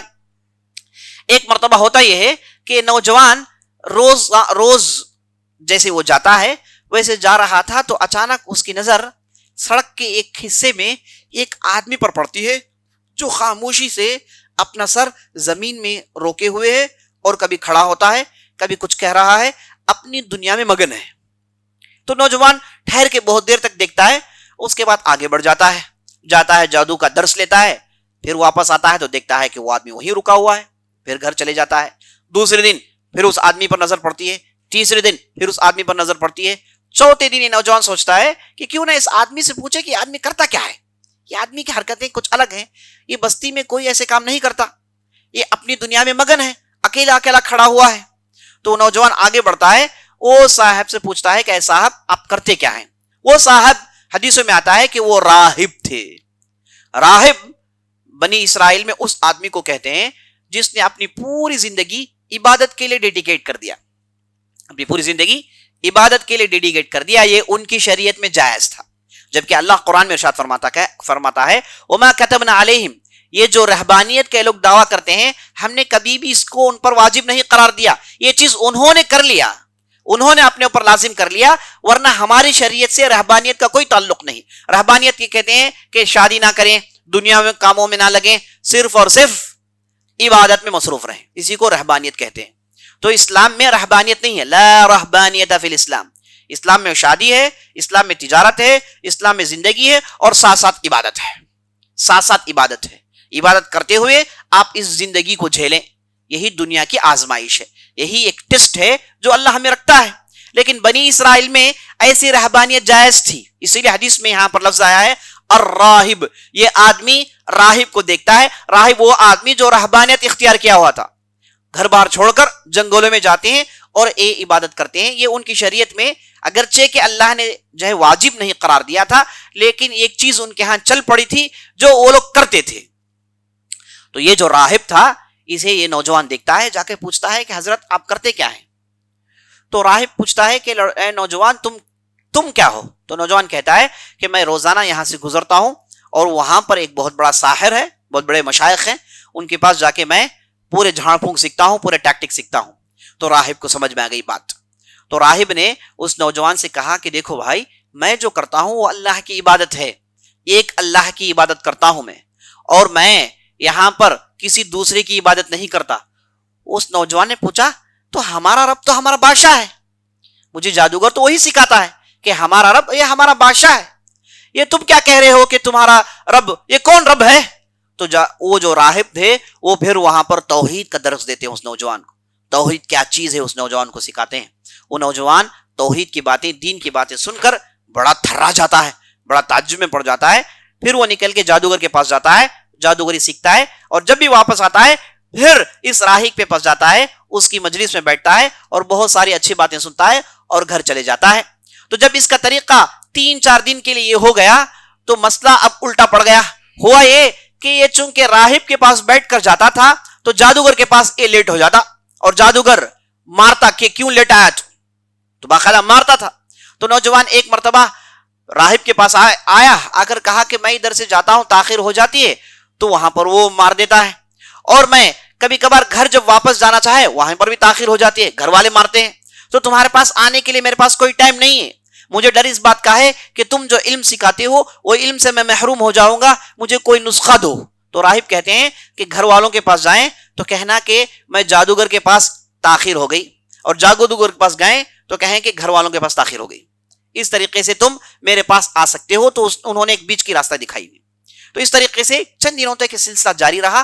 یہ دونوں کی باتیں سنتا, ایک طرف خالص توحید کی باتیں, خالص اللہ کی باتیں, خالص عبادت کی باتیں, اور ایک طرف جادو ٹونا, شرک, جن, نعوذ باللہ, گندی گندی باتیں ایک طرف سنتا ہے. یہ روزانہ اس کی زندگی میں ہو رہا, عجیب و غریب کشمکش. ایک طرف حق صفائی کے ساتھ, ایک طرف باطل پوری گندگی کے ساتھ. یہ دونوں کے بیچ میں کئی دنوں تک ایک ڈاوان ڈول رہا. یہاں تک کہ ایک دن ایک واقعہ پیش آتا ہے. وہاں پر وہ نوجوان فیصلہ کرتا ہے کہ اب مجھے معلوم ہو جائے گا کہ کس کے پیچھے مجھے چلنا ہے, کون صحیح راستے میں ہے. ہوتا یہ ہے کہ جب راستے میں جا رہا تھا تو وہاں پر ایک بہت بڑا جانور نکل آیا. حدیث میں آیا ہے دابۃ کبیرہ, ایک بڑا جانور آیا. لیکن کیا جانور ہے وہ حدیث میں اس کا ذکر نہیں ہے. تو یہ میں آپ کو جو بات بتا رہا ہوں یہ پوری حدیث سنا رہا ہوں آپ کو میں. تو حدیث میں یہ کیا جانور تھا اس کا ذکر نہیں. کوئی بھی ایک بڑا جانور تھا جو سڑک میں آ گیا تھا, اور جیسے ہی سڑک میں آ گیا لوگ اسے دیکھ کر دور بھاگنے لگے. کوئی اس کے قریب نہیں آتا تھا چونکہ بڑا جانور تھا تو لوگ اسے ڈرتے تھے. تو وہاں پر یہ نوجوان جو گزر رہا تھا اس نے دیکھا کہ یہ بہت بڑا جانور ہے. اب اسے بات کلک ہوئی کہ یہ موقع ہے ٹیسٹ کرنے کا. اگر جادوگر کی باتیں صحیح ہیں تو میں اس پتھر کو لوں گا اور میں اس جانور پر پھینکوں گا. اگر یہ جانور نہیں مرا تو جادوگر کی بات صحیح ہے کہ ان کا جو خدا ہے یہ بستی کا بادشاہ ہے, جس کی عبادت کرنی ہے وہی ان چیزوں سے بچا سکتا ہے. اگر راہب کی بات صحیح ہے تو یہ جانور مر جائے گا. تو وہ چھوٹا سا پتھر اٹھاتا ہے اور یہ کہہ کے کہ اے اللہ مجھے صحیح راستہ دکھا, اس پتھر کو اس جانور پر مارتا ہے. جیسے ہی پتھر اس جانور پر گرتا ہے یہ ہوتا ہے کہ جانور فوراً مر جاتا ہے. بڑا سا جانور چھوٹے سے پتھر سے مرنے والا نہیں ہے. یہ اللہ کی طرف سے اس نوجوان کے لیے کرامت تھی جب اس نے اللہ کی طرف سچائی کے ساتھ رجوع کیا. اللہ اکبر. جو آدمی سچائی جاننے کے لیے اللہ کی طرف رجوع کرتا ہے اللہ اسے ہدایت دیتا ہے. یہاں تک کہ اللہ نے قرآن میں ارشاد فرمایا مشرکین کو دیکھ کر کہ تمہیں اللہ کو لے کر شک ہے, شبہ ہے, تو تم بیٹھ جاؤ, اکیلے بیٹھ جاؤ اور اللہ سے کہو کہ اللہ مجھے صحیح راستہ دکھا. اللہ تمہیں صحیح راستہ دکھائے گا. تو اللہ کی طرف رجوع کرو نا. تو جب آدمی اللہ کی طرف رجوع کرتا ہے, لوٹتا ہے, تو اللہ اسے صحیح راستہ دکھاتا ہے. تو نوجوان نے یہاں پر اس چیز کو ٹیسٹ کیا, پتھر مارا اور کہا کہ اے اللہ مجھے صحیح راستہ دکھا. ایک بہت بڑے عالم ہیں, قرآن کے بہت بڑے مفسر ہیں, بغداد سے ان کا تعلق ہے. ان کا نام ہے فاضل سامرائی, مشہور مفسر ہیں. یہ کہتے ہیں کہ ایک زمانے میں ملحد تھا, مفسر القرآن اب ہے, لیکن ایک زمانے میں ایتھسٹ تھا, میں خدا کا انکار کرتا تھا. بغداد میں تھا, مسلمان کا خاندان, لیکن چند چیزوں کو پڑھے تو ان کے ذہن میں شک آ گیا. کہتے ہیں کہ میں ملحد تھا اور چند دنوں کے بعد مجھے حق جاننے کی التجا ہوئی, حق جاننے کی خواہش پیدا ہوئی. تو میں حق جاننے کے لیے صرف پڑھتا ہی رہا اور میں یہ دل میں کہتا تھا کہ اگر کوئی رب ہے تو وہ مجھے صحیح راستہ دکھائے گا. کہتے ہیں کہ میں نے نماز چھوڑ دی, میں نے روزہ چھوڑ دیا اور گھر میں بیٹھا رہتا تھا, صرف کتابوں کو پڑھتا رہتا تھا اور دل میں میری بات آتی کہ اگر کوئی رب ہے تو مجھے صحیح راستہ دکھائے گا. تو یہ الہاد میں اتنا دور چلے گئے کہ جتنے بھی ان کے پاس آس پاس لوگ تھے سب کو کہتے تھے کہ تم لوگ نماز چھوڑ دو, تم نماز کیوں پڑھتے ہو, خدا کی عبادت کرتے ہو, خدا نہیں ہے ایسا کوئی, اللہ وغیرہ کچھ نہیں ہے, کوئی دنیا کو کسی نے بنایا نہیں ہے, یہ سب ایک کوئنسیڈنس ہے. بالکل ایتھسٹ والی الہاد والی باتوں کو کرتے تھے. کہتے ہیں کہ میں اس زمانے میں جب یہ کوشش میں لگا تھا تو میں خوابوں میں دیکھتا تھا کہ کوئی آدمی آ کے مجھ سے کہہ رہا ہے کہ تم فلاں کتاب پڑھ, فلاں چیز پڑھ. تو میں جاتا ان چیزوں کو پڑھتا, میں جاتا ان چیزوں کو دیکھتا, تو وہاں سے میرا ذہن کھلنے لگا. تو وہ کہتے ہیں کہ باقاعدہ میں نے محسوس کیا کہ ایک آدمی مجھے گائیڈ کر رہا ہے اور ایک آدمی مجھے صحیح راستے میں ڈال رہا ہے. وہ اس وجہ سے کہ انہوں نے اپنی سچائی کے ساتھ, پورے سچائی کے ساتھ اللہ کی طرف رجوع کیا تو اللہ سبحانہ و تعالیٰ نے راستہ دکھایا. کہتے ہیں کہ میں اس وقت میرے دل میں ایمان آیا جب میں نے جانوروں کو دیکھا اور خاص طور پر میں نے مچھر کو دیکھا. اور مچھر جس انداز سے انڈے ڈالتا ہے پانی میں, وہ پہلے ایک پلیٹ فارم بناتا ہے, اس میں اپنے انڈے جوڑتا ہے اور انڈے ڈالنے کے بعد وہ جو مادہ مچھر ہوتی ہے وہ مر جاتی ہے, وہ انڈے پھوٹتے ہیں, اس میں سے مچھر اڑتے ہیں, نکلتے ہیں. کہتے ہیں کہ اس میں میرے لیے تعجب کی بات یہ تھی کہ جو ماں اڑنا سکھاتی ہے, جو ماں غذا کھانے سکھاتی ہے، وہ ماں تو ان کے لیے تھی نہیں، وہ تو انڈے ڈالتی ہے، وہ مر جاتی ہے. یہ بچے جو انڈے سے نکلتے ہیں انہوں نے کبھی اپنی ماں کو نہیں دیکھا، لیکن جاتے ہیں پراپر کھاتے ہیں، جاتے ہیں اپنی زندگی جو ہے پالتے ہیں. تو یہ چیز مجھے بڑی تعجب میں ڈالی. اس کے بعد میں نے جانوروں کے تعلق سے پڑھا اور آسمان کے تعلق سے پڑھا، تو اللہ نے مجھے ہدایت دے دی اور ایسے بڑے مفسر بنے اور بڑے ہی انوکھے مفسر ہیں. قرآن کے الفاظ کو لے کر اتنی ان کی ریسرچز ہیں، ایک لفظ کو لے کے اتنا یہ ریسرچ کیے ہیں، قرآن کے جملوں کو لینگویج کو لے کے اتنا ریسرچ کیے ہیں کہ اللہ اکبر، ان کے ذریعے سے لاکھوں لوگوں کو اللہ نے ہدایت دی ہے. تو بتانے کا مقصد یہ ہے کہ جب آدمی سچائی کے ساتھ ہدایت مانگتا ہے، پوری سچائی کے ساتھ، اپنے کوئی دنیاوی جو ہے غرض کے لیے نہیں، کوئی جو ہے دوسری چیز کے لیے نہیں، صرف اللہ کے لیے، اللہ مجھے صحیح راستہ دکھا، جب آدمی سچائی کے ساتھ رجوع کرتا ہے، سبحان اللہ، اللہ اسے مدد کرتا ہے، اللہ کی مدد اسے 100% آتی ہے. تو یہاں پر نوجوان کے ساتھ یہی ہوا. نوجوان جادوگر کی بات سنتا ہے اور ادھر راہب کی بات سنتا ہے، دونوں کے درمیان کشمکش میں تھا، تو اس نے کنکر ماری تو اللہ نے بتا دیا کہ راہب کی بات صحیح ہے. تو وہ جانور مر جاتا ہے اور یہ لوٹ کر راہب کے پاس آتا ہے، آ کر کہتا ہے کہ حضرت آج میرے ساتھ بڑا ہی عجیب و غریب واقعہ پیش آیا. پوچھتے ہیں کہ کیا ہوا؟ تو پورا واقعہ سناتا ہے کہ میں نے مارا تو جانور مر گیا، تو مجھے معلوم ہو گیا کہ یہ ایک اللہ وہی سب پر طاقتور ہے، اسی کی عبادت ہونی ہے. تو راہب کہتے ہیں کہ اے بچے، تو مجھ سے زیادہ افضل ہو گیا، یہ تو کرامت ہے جو اللہ اپنے اولیاء کو دیتا ہے، تیرے ساتھ جو ہوا اسی کو کرامت کہتے ہیں. آج ہمارے معاشرے میں لوگ کرامت کو کچھ اور سمجھ گئے ہیں کہ کرامت یہ جو ہے اولیاء اللہ کے پاس پیکٹ میں ہوتا ہے اور جیسے ہی مانگے اٹھا کے ڈال دیا. ایسے نہیں ہوتا ہے. کرامات اولیاء کرام سے ہو جاتے ہیں، اولیاء کو خود اس کا علم نہیں ہوتا، اولیاء کو خود اس کا پتہ نہیں ہوتا، یہ ان سے چیزیں ہو جاتی ہیں. معجزہ جو ہوتا ہے یہ انبیاء علیہ السلام کے ہاتھوں سے اللہ کرواتا ہے. معجزہ میں انبیاء کہیں گے کہ دیکھو اب چھڑی ماروں گا یہ سانپ بن جائے گا، اب دیکھو چٹان پھٹے گا، اس میں سے ایک اونٹنی نکل کر آنے والی ہے. تو یہ جو انبیاء علیہ السلام ہوتے ہیں وہ معجزہ دکھاتے ہیں اور اس پر چیلنج کرتے ہیں. اولیاء کرام سے کرامات سرزد ہوتے ہیں، اور یہ کرامات کیسے سرزد ہوتے ہیں انہیں نہیں معلوم ہوتا ہے، اور کبھی معلوم ہوتا ہے کبھی نہیں معلوم ہوتا ہے. اور یہ بھی نہیں کہ ہر بار وہ کرامت دکھا سکے جیسے معجزہ ہوتا ہے. جب بھی چھڑی پھینکی تو سانپ بن گیا موسیٰ علیہ السلام کے زمانے میں. اور اولیاء کرام کے ایسا نہیں ہوتا کہ دیکھو بھائی دیکھتے رہو کرتا ہوں دیکھو، ایسے نہیں ہوتا ہے. کرامات ان سے سرزد ہوتے ہیں، انہیں خود پتہ نہیں چلتا. جیسے عمر بن خطاب رضی اللہ عنہ سے اور دوسرے بڑے بڑے صحابہ تابعین سے ثابت ہے کہ انہوں نے کئی ایک کرامات دکھائی، انہیں خود نہیں معلوم ہے. تو کرامت یہ اللہ کی طرف سے اس بندے نیک کے لیے اللہ مدد کرتا ہے، جیسے اس نوجوان کے ساتھ ہوا. تو اس راہب نے کہا کہ اے نوجوان، تو ولی بن گیا ہے، تیرے ہاتھوں سے تو کرامات سرزد ہو رہے ہیں، تو اگر ایسا ہے تو یاد رکھ لے تو بہت بڑی آزمائش میں ڈالا جائے گا. اور راہب پیشن گوئی سناتے ہیں، تیرے اوپر اب بہت ہی بڑی آزمائش آنے والی ہے، اور میری گزارش تیرے لیے یہ ہے کہ تو درس میں بیٹھ کے مت سو. بڑی گزارش یہ ہے تیرے لیے کہ تجھے جب لوگ مجبور کریں تو میرا پتہ نہ دے، کیونکہ تو آزمائش میں ہونے والا ہے. اب تجھے لوگ لے کر جانے والے ہیں، اب جب تجھے لوگ مجبور کریں میرا پتہ مت دکھا دینا. میں میرے دنیا میں مصروف ہوں، میں جنگلات میں جاتا ہوں، اللہ کی عبادت کرتا ہوں، اور اسی حالت سے میں دنیا چھوڑ کے جانے والا ہوں. اور بعض مفسرین نے کہا یہ راہب جو تھے یہ اصل میں عیسیٰ علیہ السلام کے حواریین پر ایمان لائے تھے. عیسیٰ علیہ السلام کے جو حواریین تھے جنہوں نے ساری دنیا میں عیسیٰ علیہ السلام کے پیغام کو پھیلایا تھا، یہ ان کے حواریین میں سے ایک پر ایمان لائے تھے. وہ حواری نے انہیں اس علاقے میں بھیجا تھا جا کے دعوت کا کام کرنے کے لیے. تو یہ صاحب ادھر آئے تھے، لیکن یہاں کے ظالم بادشاہ اور اس کے حرکتوں کو دیکھ کر چھپ چھپ کے رہتے تھے. تو اس نوجوان سے کہنے لگے کہ دیکھو جب تم پر کوئی پریشر ڈالے تو ہرگز میرا پتہ مت بتانا. یہ کہہ کے راہب نے کہا کہ یہ آخری ملاقات ہے، اس کے بعد میں تم سے ملنے والا نہیں ہوں. تو وہ راہب چلے جاتے ہیں. اب یہ نوجوان کا معاملہ یہ ہوتا ہے کہ نوجوان اس کے بعد اس کے ہاتھوں سے کرامات سرزد ہو رہے ہیں.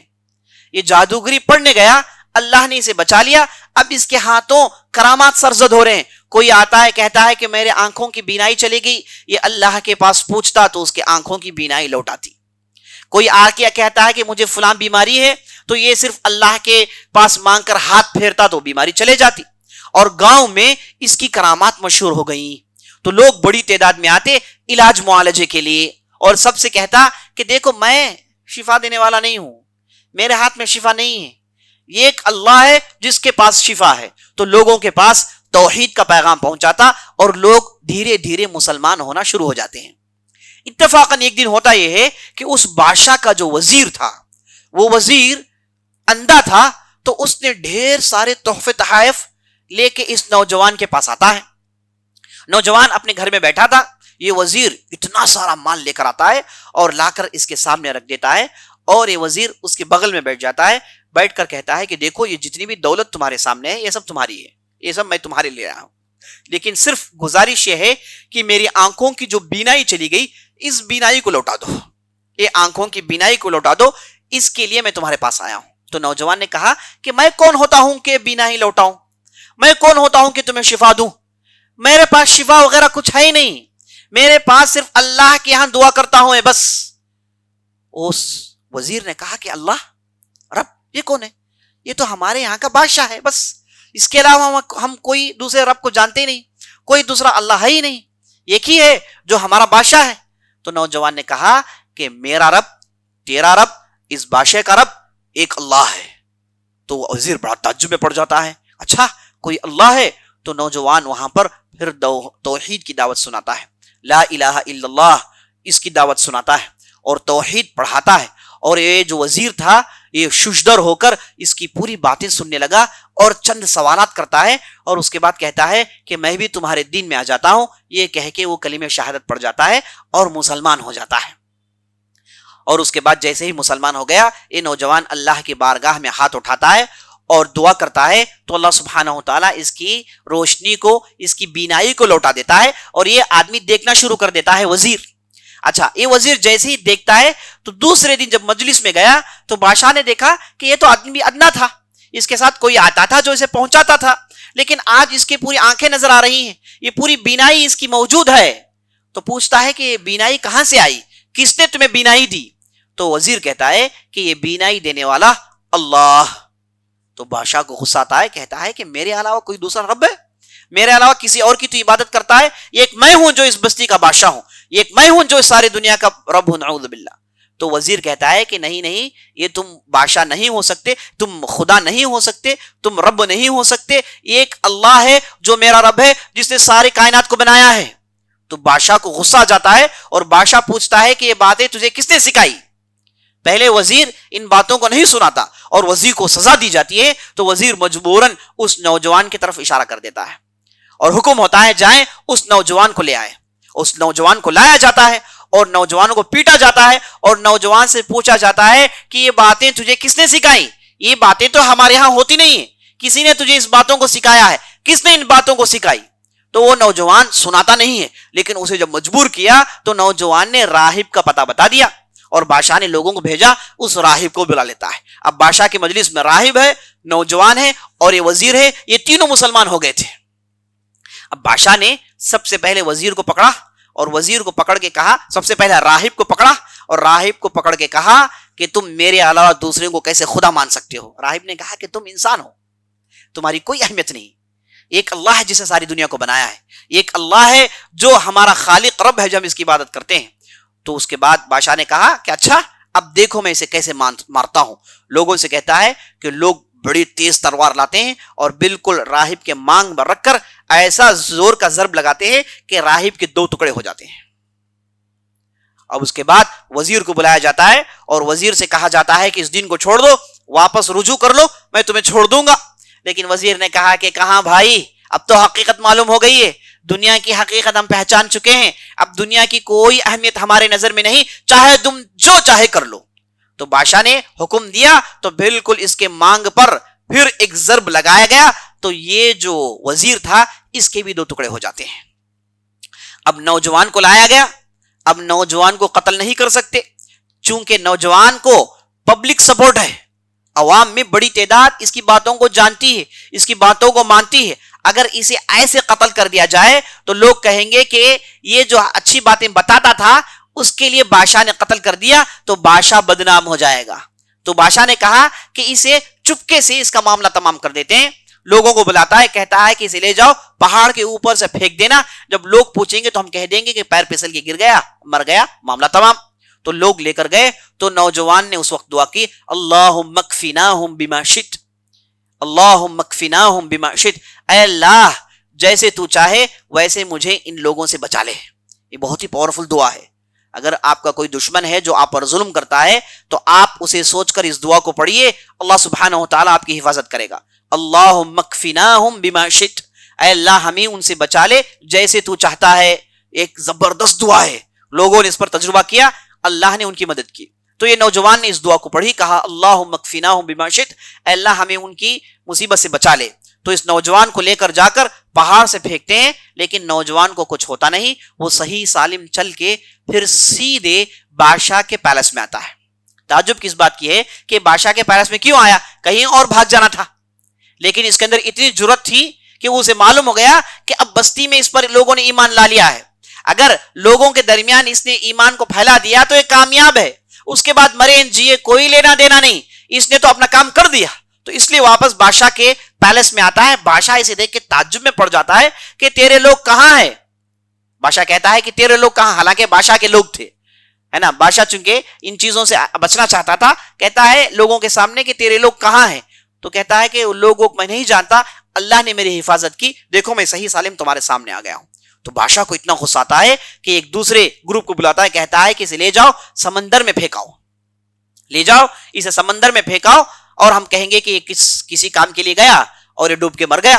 تو اسے لوگ لے کر جاتے ہیں, جو لوگ لے کر گئے وہ ڈوب کے ختم ہو گئے. یہ بچہ صحیح سالم واپس پھر بادشاہ کے پیلس میں آتا ہے, اور بادشاہ اس بار اس کے غضب اور اس کے غصے کی کوئی حد نہیں, اسے اتنا غصہ آتا ہے, کہتا ہے کہ اس بچے کو کیسے مارے, چیختا ہے چلاتا ہے.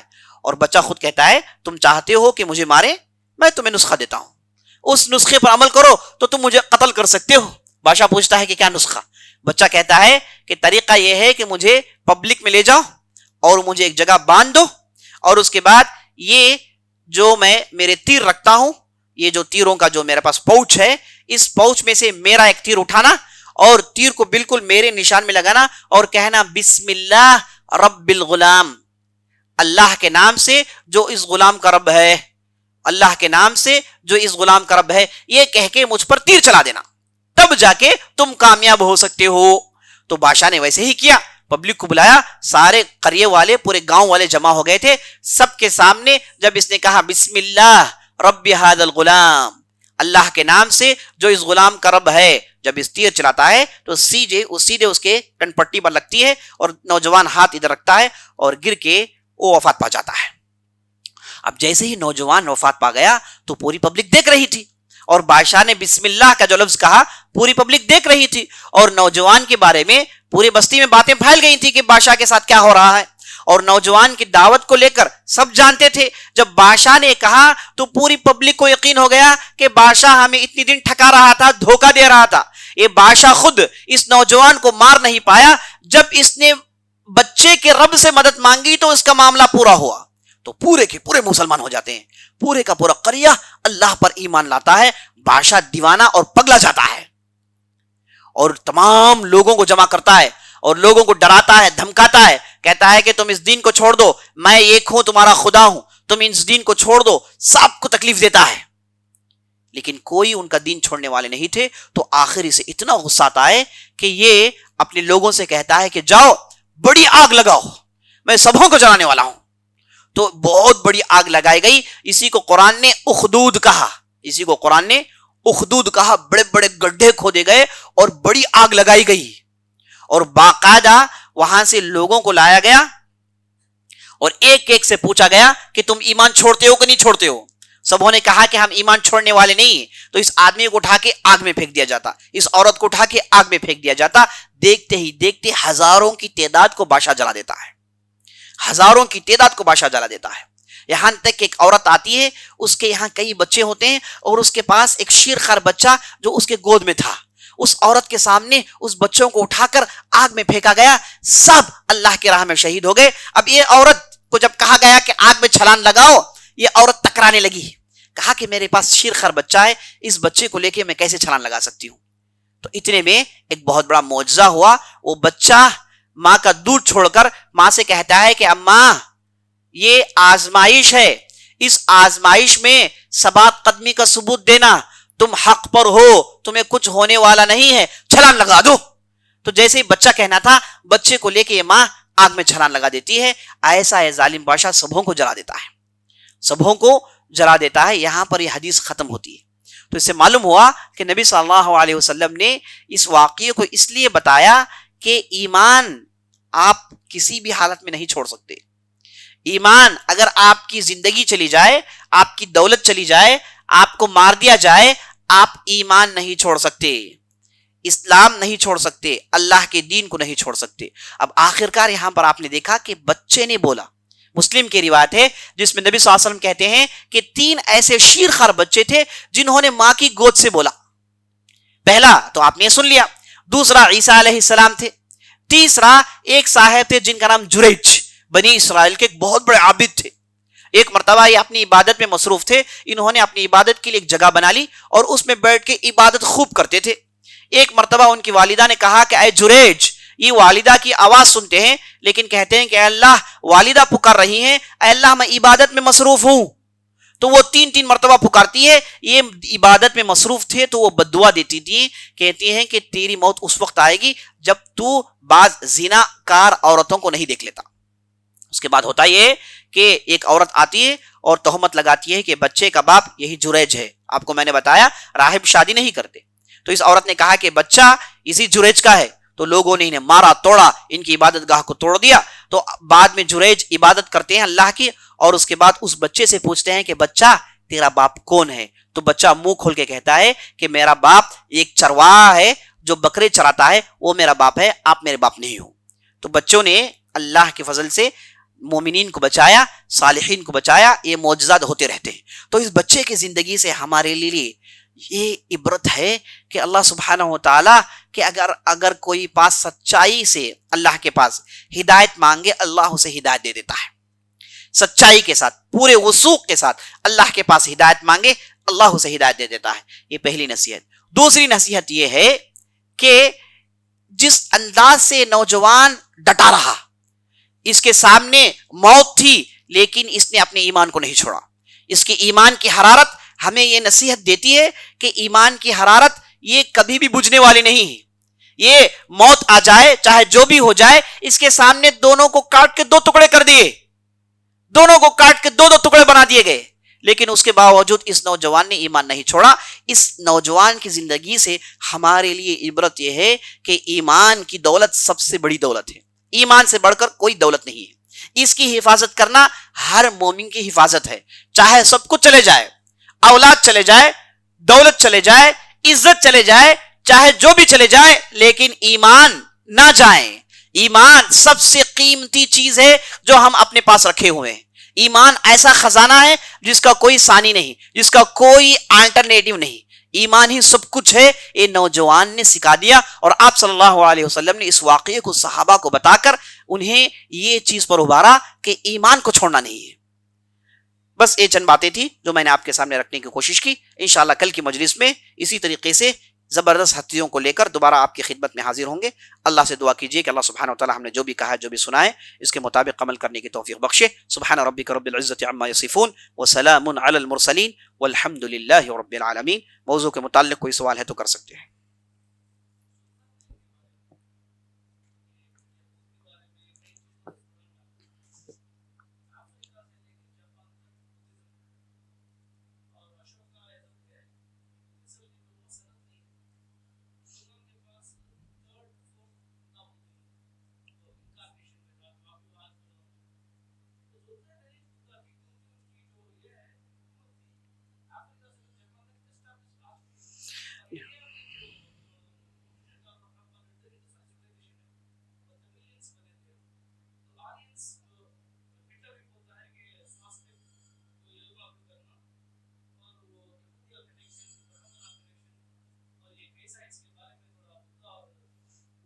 سوال یہ کر رہے ہیں کہ ذوالقرنین جو تھے کیا یہ بدھا ہو سکتے ہیں؟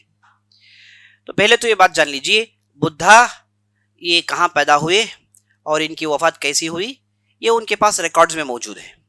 بدھا کی پیدائش ہوئی بہار کے آس پاس اور ان کی وفات بھی ہوئی وہیں بہار کے آس پاس.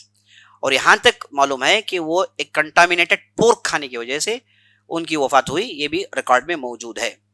اور اس کے بعد یہ ایک بادشاہ کے لڑکے تھے، اور اس کے بعد انہوں نے بادشاہت چھوڑ دی اور اس جنگلوں کی طرف چلے گئے. نروانا کچھ دوسرے انہوں نے کانسیپٹس پیدا کیے تھے، یہ بھی لوگوں کو معلوم ہے. اور یہ بھی معلوم ہے کہ بدھا ایتھسٹ ہے، بدھزم ایک ایتھزم ہے. جینزم ہو کہ بدھزم، ان کے پاس خدا کا کانسیپٹ نہیں ہے. اسی لیے ہندوزم اور جینزم بدھزم کو ہوتا نہیں ہے. ہندوزم خدا کی بات، خدا کا عقیدہ رکھتے ہیں. جینزم ہو کہ بدھزم، ان کے پاس خدا کا انکار ہے، خدا کوئی چیز ہے ہی نہیں، اسے مانتے ہیں وہ. تو ان چیزوں کو رکھ کر آپ ذوالقرنین کی دعوت کو دیکھیں تو کوئی ان کے درمیان کوئی سملیرٹیز موجود. ٹھیک ہے، اب ہم کوئی دوسرا سوال ہے تو پوچھیں انشاءاللہ.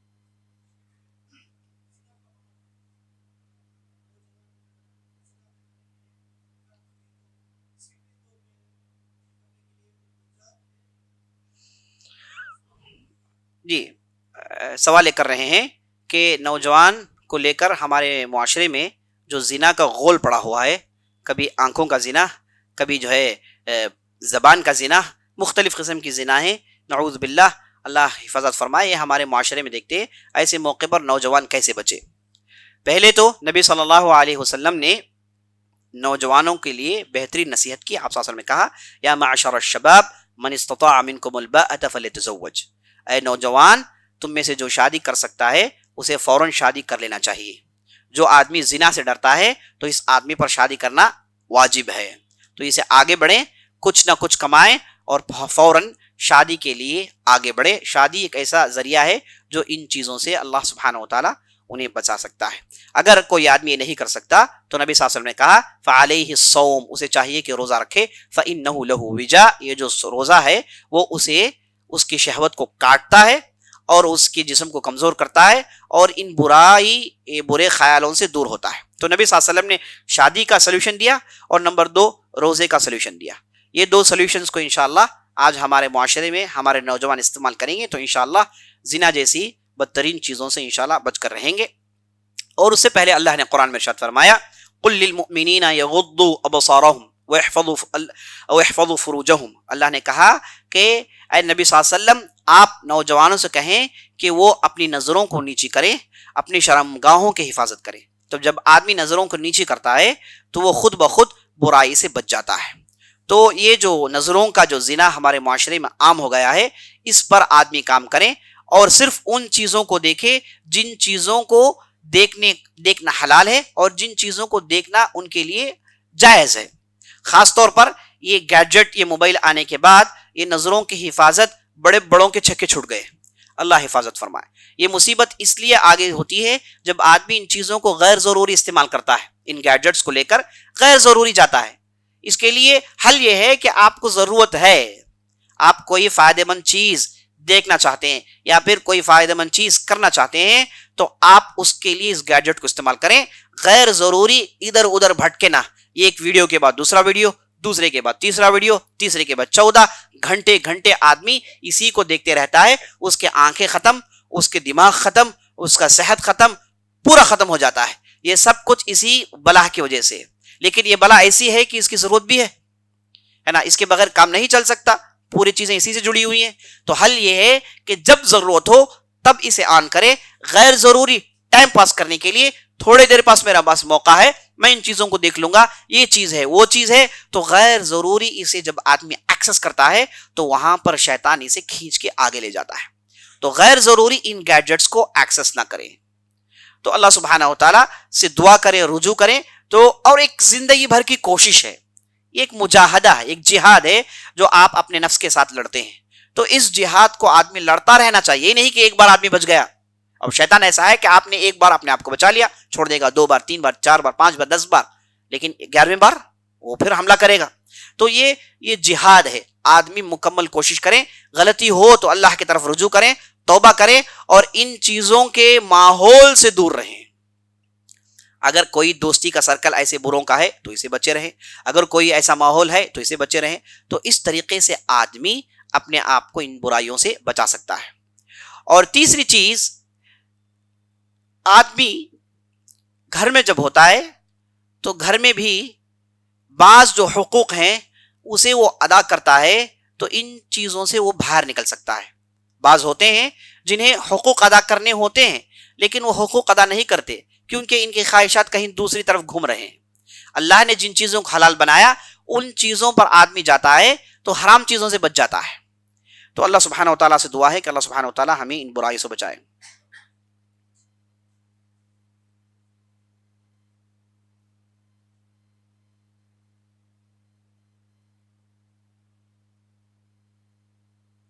ایک صاحب سوال کر رہے ہیں کہ لڑکے ڈرگز میں جا رہے ہیں, لڑکیاں غیر قوم سے شادی کر رہی ہیں, تو کیا حل کیا ہے؟ یہی حل ہے. دیکھیے, نوجوان جنہیں نبی صلی اللہ علیہ وسلم نے بہت عزت اور احترام کے ساتھ ان کی تربیت کی, اگر ان لوگوں کو صحیح ڈھنگ سے تربیت نہیں کی جائے تو ایسے ہی ہوگا. آج کل ڈرگز کا تو اتنا بدترین ماحول ہے کہ اسے باقاعدہ اس کی ترویج کی جاتی ہے, بڑے لیول میں اس پر کام کیا جا رہا ہے اور ٹارگٹ مسلمان نوجوانوں کو بنایا جا رہا ہے. کالجز میں, اسکول میں بچوں کے ہاتھ میں کہا جاتا ہے کہ اسے کھانے میں کوئی دقت نہیں, اسے کھائے تو آپ کو طاقت ملے گی. پہلے ایسے اس کی باقاعدہ مارکیٹنگ ہوتی ہے, فری ڈسٹریبیوٹ کیا جاتا ہے. جب آدمی اس کے نرغے میں پھنس جاتا ہے تو پھر وہ کبھی نکل نہیں پاتا. اس کی صحت بھی گئی, اس کا دماغ بھی گیا اور اس کی پوری زندگی برباد. یہ بہت ہی خطرناک مسئلہ جو ہمارے معاشرے میں چل رہا ہے, ہمارے نوجوان مسلمانوں کے بچوں کے ساتھ یہ ہو رہا ہے. آپ سڑکوں میں اتریے, آزو بازو گلیوں میں جائیے, آپ میں جو بتا رہا ہوں آپ کے آنکھوں کے سامنے, آنکھوں دیکھیے, آپ کو ثبوت مل جائے گی. تو کرنا کیا ہے؟ کرنا ان نوجوانوں کو نصیحت کرنی ہے, ایسے دینی مجالس میں لانا ہے, ان کی تربیت کا انتظام کرنا ہے. یہ کون کریں گے؟ جو لوگ یہ شعور رکھتے ہیں, جو لوگ اس کی اہمیت جانتے ہیں, جیسے ہم اور آپ ہیں. ہم نے اس مرکز کو بنایا کیوں؟ یہ سینٹر چلانے کی کیا ضرورت ہے؟ ہمیں تھوڑی پیسے ملتی ہیں, ہم تنخواہ کے لیے تھوڑی کام کر رہے ہیں. ہم صرف اور صرف اس لیے کام کرتے ہیں کہ اللہ کے اس دین کو دور تک پہنچائیں, اللہ کی دعوت لوگوں کے درمیان جائیں, لوگوں کے اندر دین آئے, توحید آئے, بدعات اور شرک اور خرافات سے بچ جائیں, ان کے اخلاق اچھے ہو جائیں. اس کے علاوہ کوئی دوسرا مقصد نہیں ہے. تو ہم یہاں پر باقاعدہ کام کرنا ہے. ہم بیان سن کے ہمارا معاملہ ختم نہیں ہوتا ہے, ہم کو سڑکوں میں اترنا ہے, ایسے نوجوانوں کو پکڑنا ہے, ان لوگوں سے گفتگو کرنی ہے. دعوت یہ نہیں کہ آپ ہفتے میں ایک مرتبہ کہیں چلے جائیں اور دعوت کا کام کریں اور نکل آئیں. دعوت آپ کی پوری زندگی ہے.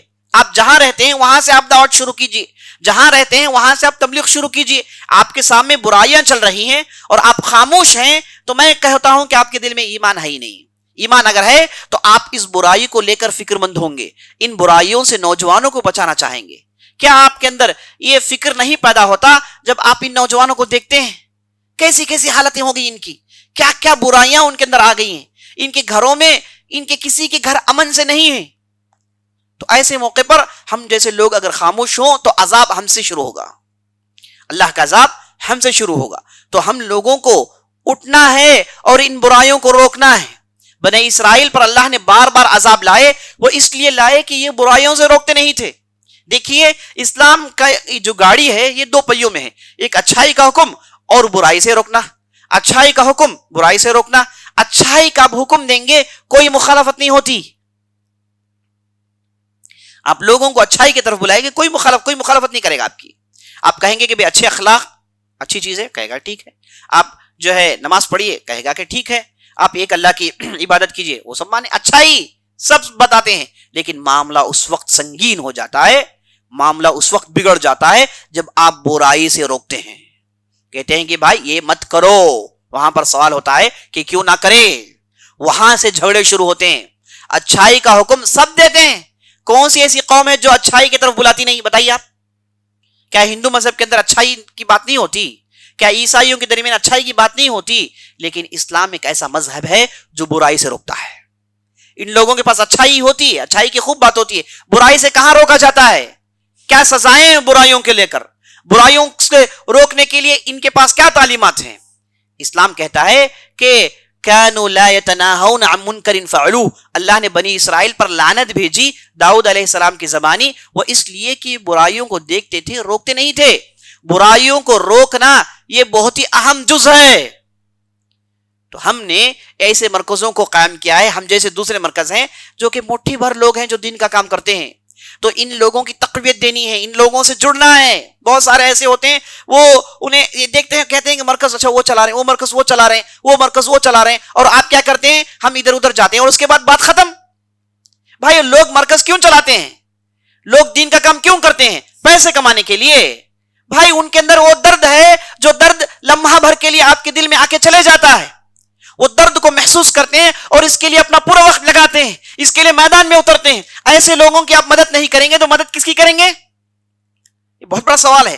آج ہمارے معاشرے میں یہ اچھے لوگوں کے ساتھ کھڑتے نہیں ہیں. علماء جو اتر کے میدان میں کام کرتے ہیں ان کے ساتھ کوئی کھڑتا نہیں ہے. انہیں تو اپنے اپنے معاملات رہتے ہیں. جب کام کے لیے بلایا جاتا ہے کہتے ہیں کہ بھائی مجھے فلاں کام ہے فلاں کام ہے، اور اس کے بعد کہیں گے کہ برائیاں ہیں. یہ ہو نہیں سکتا. آپ کو قربانی دینی ہے. صحابہ کو جب حق معلوم ہوا نبی صلی اللہ علیہ وسلم کے ساتھ ہو گئے. انہوں نے اپنی تجارت کو کنارے کیا، اپنی دولت کو کنارے کیا. ان کے سامنے صرف دین تھا، دین کی دعوت تھی، اس کے لیے سب کچھ کیا. اللہ نے انہیں دنیا بھی دیا اور دین بھی دیا. آپ دین کے ہو جائیے، دنیا آپ کی محفوظ، دنیا آپ کی گارنٹیڈ. آپ کو جو دنیا ملنی ہے اللہ دے کر رہے گا. آپ دین کے لیے ہو جائیے، دین کے لیے وقت نکالیے. آج ہمارے معاشرے میں نوجوانوں کی کتنی بڑی تعداد ہے. کتنے ہیں جو دین کے لیے کام کرتے ہیں، کتنے ہیں جو اخلاص کے ساتھ کام کرتے ہیں. افسوس در افسوس یہ سوال نے مجھے ہلا دیا کہ ہمارے نوجوان ڈرگز میں جا رہے ہیں، لڑکیاں غیر قوموں کے ساتھ بھاگ رہی ہیں. کریں کیا؟ یہی دین کو آگے بڑھانا ہے، یہی دین کا کام آگے بڑھانا ہے. ہر گھر میں دین کی دعوت پہنچانا ہے. اس کے لیے کرنا کیا ہے؟ اس کے لیے کام کو سینٹرلائز کرنا ہے. یہ نہیں کہ کسی نے کر دیا کام ختم. نہیں، میدان میں اترنا ہے، سب کو جڑنا ہے، سب کو جڑنا ہے، سب کو مل کے پروگرام بنانا ہے. ہفتہ واری پروگرام بنائیے، روزانہ پروگرام بنائیے. ان پروگرامز میں نوجوان کو کھینچ کر لائیے. آپ کام شروع کریے. آپ کے گھروں کے آس پاس دیکھیے، آپ کے رشتہ داروں میں دیکھیے. برائی دیکھتے ہیں تو خاموش مت رہیے، زبان کھولیے، روکیے، اور اس کے لیے اپنے پاس علم لائیے، علم سیکھیے. تب جا کے ہوگا. ورنہ صرف روتے رہیں گے تو روتے رہیے. اس سے پہلے بھی روتے رہے، آپ بھی روتے رہیے. صرف رونے سے کچھ کام نہیں ہوگا جب تک کہ ہم میدان میں نہیں اترتے. دوسرا سوال پوچھ رہے ہیں،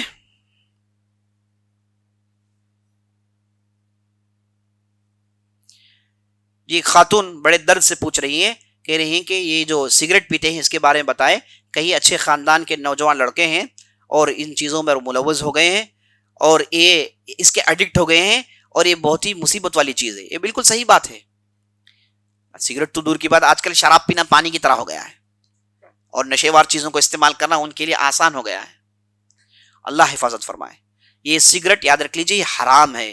لا تلقوا بأیدیکم الی التہلکہ، اپنے آپ کو بربادی میں ڈالنا یہ گناہ، یہ بڑے گناہوں میں ہے. جو لوگ یہ کہتے ہیں کہ سگریٹ مکروہ ہے، سگریٹ یہ سب غلط باتیں ہیں. ریسرچز ہو گئی ہیں اور علماء نے بالاتفاق کہا کہ یہ حرام ہے. مکروہ نہیں ہے، یہ حرام، سیدھے سیدھے حرام ہے. جو آدمی اس کے عادات بگڑتے ہیں اس کا آغاز سگریٹ سے ہوتا ہے. پہلے سگریٹ پھونکتا ہے، لوگ کہتے ہیں کہ کچھ بھی نہیں، اس کے اندر تھوڑا سٹائل ہے تو منہ میں لگا لو، تو لگاتا ہے.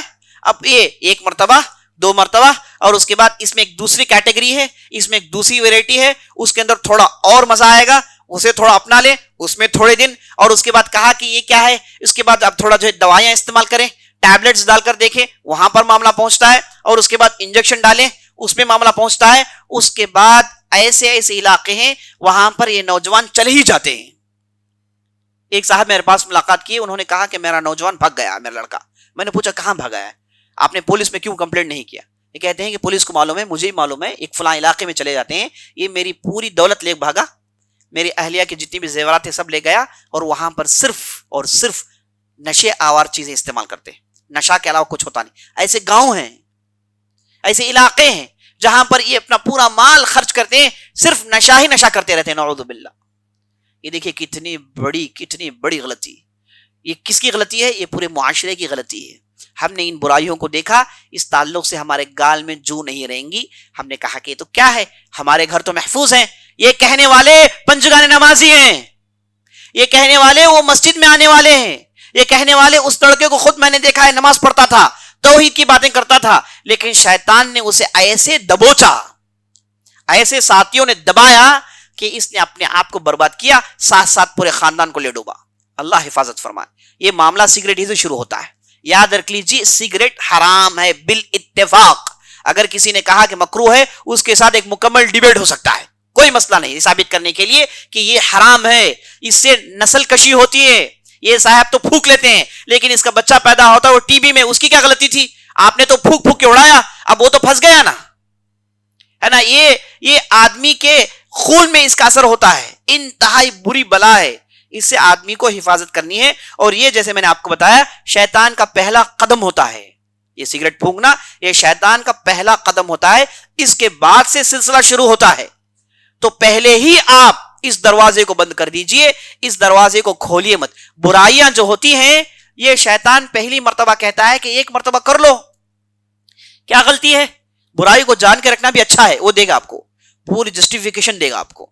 برائی ایک بار کر کے دیکھنے تو آپ کو پتا چلتا. بعض لوگ ہنس رہے ہیں, شاید ان کے ساتھ ہوتا ہے بہت, ہے نا. جو ہے شیطان یہی کہے گا, وہ تو جسٹیفائی کرے گا نا, وہ آپ سے گفتگو کرے گا دل ہی دل میں, کہے گا کہ بھائی ایک مرتبہ کرنے میں کیا غلطی ہے, سب تو کرتے ہیں, کرنے میں کیا غلطی ہے, ٹیسٹ کر کے دیکھو. برائی تو جاننا اچھی بات ہے تاکہ اس میں آپ نہ پڑیں. یہ پورا سمجھا کہ ایک مرتبہ کرتا ہے. جب آدمی ایک مرتبہ کرتا ہے اس کے بعد پھر واپس نکلنا مشکل ہو جاتا ہے. ایک مرتبہ کرتا ہے تو جب دوسری مرتبہ نہیں کرنا چاہتا شیطان کہتا ہے کہ بڑے اچھے نکلتے میں کرے نہیں, ایک بار کرو, ہاں یہ وسوسہ ڈالے گا. یہ صحیح بات بتا رہا ہوں میں آپ کو, یہی ہوگا.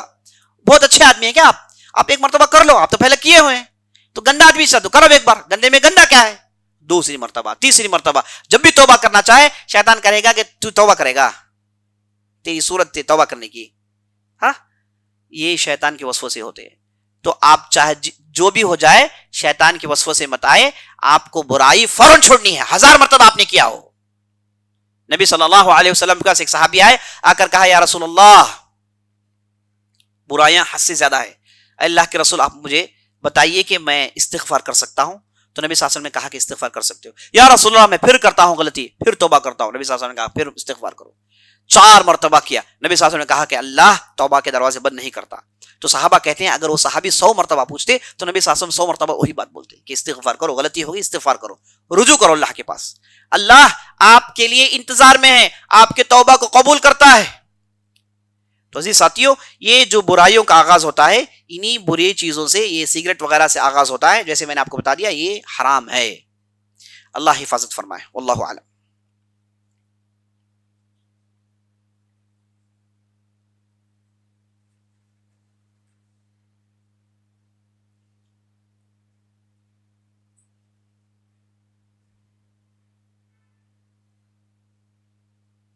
سوال کر رہے ہیں کہ ہمارے یہاں ایک مسجد ہے 7 کلومیٹر کے ریڈیس میں, وہاں پر ڈھیر ساری بدعتیں اور دوسری چیزیں ہوتی ہیں, تو ہم کیا کریں. دیکھیے یہ بدعتیں, خرافات, یہ گندگی, اس کے خلاف ننگی تلوار نکالنا, اس کا مقابلہ کرنا, یہی اچھے لوگوں کا کام ہے. نیک لوگ وہی کرتے ہیں, برائی کا مقابلہ کرتے ہیں, بدعت اور خرافات کا مقابلہ کرتے ہیں. تو آپ پہلے یہ کیجئے کہ آپ تھوڑے بہت معلومات جمع کریں, تھوڑا بہت علم حاصل کریں. آج علم حاصل کرنا بہت آسان ہے.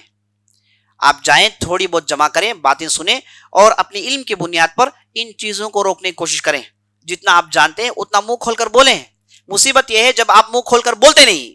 آپ منہ کھول کر بولیں, برائی دیکھیں, شرک دیکھیں, بدعت دیکھیں, منہ کھول کر بولیں کہ یہ اسلام کے خلاف ہے, یہ اسلام پسند نہیں کرتا. یہاں سے باتیں شروع ہوتی ہیں, یہاں سے لوگوں کے اندر اصلاح پیدا ہوتی ہے. آپ خاموش رہیں گے کچھ ہوگا ہی نہیں. آپ خاموش رہیں گے تو ہوگا کیا, ہوگا یہ کہ آپ کے گھر کے لوگ برائی کریں گے, نیکسٹ آپ خود برائی کریں گے. یہ برائی ایسی بری بلا ہے, برائی کو آدمی دیکھ کے خاموش رہتا ہے تو ان قریب وہ بھی کرنے والا ہے. جسے وہ برائی سمجھ رہا تھا چند دنوں کے بعد وہ بھی کرے گا. یہ برائی کے اندر ایسی جو ہے اللہ نے طاقت ڈالی ہے. اللہ حفاظت فرمائے.